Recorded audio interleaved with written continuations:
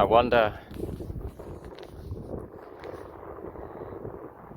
the scriptures tell us that we war against powers, principalities, authorities, and all of this sort of wickedness in heavenly places.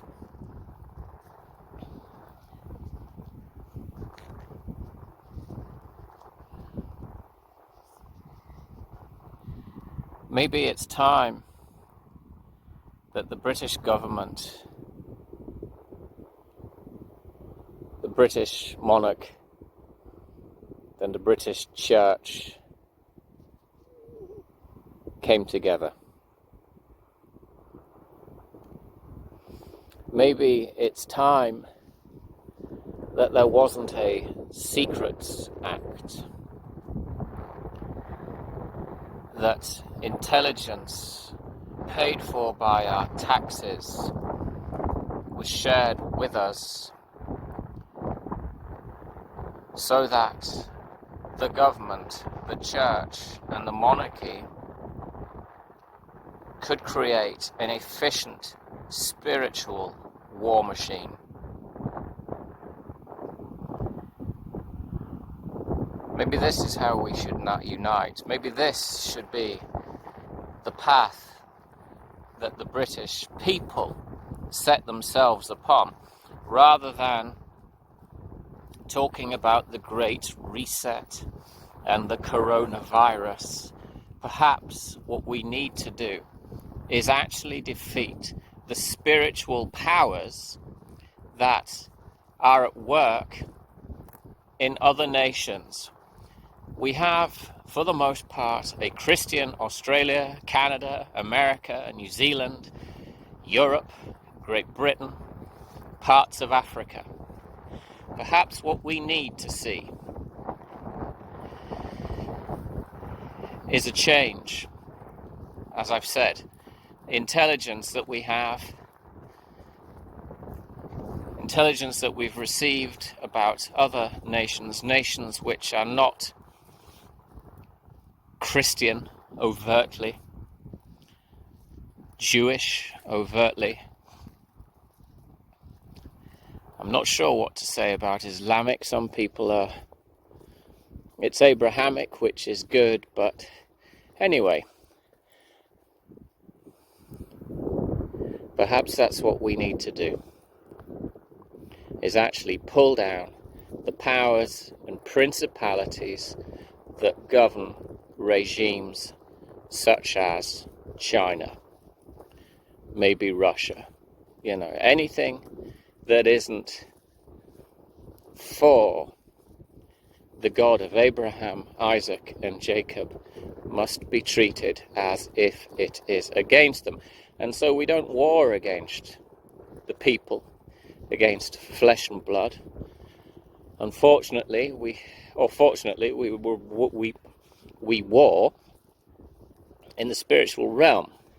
But what we do know is the spirits will seek to fight back, and they will use people. Just as I'm suggesting, it would be people that would be praying in accordance with the scriptures all over the world, in unison, to pull down powers and principalities. Yes, we may have been, and let's cut people a break. At the moment, we've got a lot of people saying, oh, well, it's the leaders, these people are conspiring against us, and so on and so on. That may be true, but we don't know why, particularly, because the vast majority of us are not privy to their conversations. Maybe they see a threat, and they think that they can deal with the threat through monetary, fiscal, and economic change. But that doesn't change an ideology. It doesn't change anything in the spiritual realm. If we want to defeat these spirits, if we want these people who live already in nations who live under tyranny, then we've first of all got to defeat the tyrannical spirits that govern that nation. So I think this is perhaps the strategy that we need to take. This nation needs to spearhead the development of a spiritual war machine. And the only way that that will happen, now I'm repeating myself, the only way that will happen is if the government's intelligence agencies will share information with the praying people. Maybe part of what we ought to be doing is actually teaching in the schools, this is how you defeat spirits. This is advancing the kingdom of God. And the only way we can see the kingdom of God advanced is by the people of God, the kingdom's subjects, subjecting themselves to the kingdom rather than their own selfish interests or fears. So perhaps that's what we need to do. We need to get organised. Perhaps the relationship between the state and the Church of England is not a bad thing. Perhaps it is a thing that is in the process of being refined and perfected. And when if the two can work as I've just suggested, then perhaps we will spearhead something in the world. Perhaps others will come to us and say, how did you do this?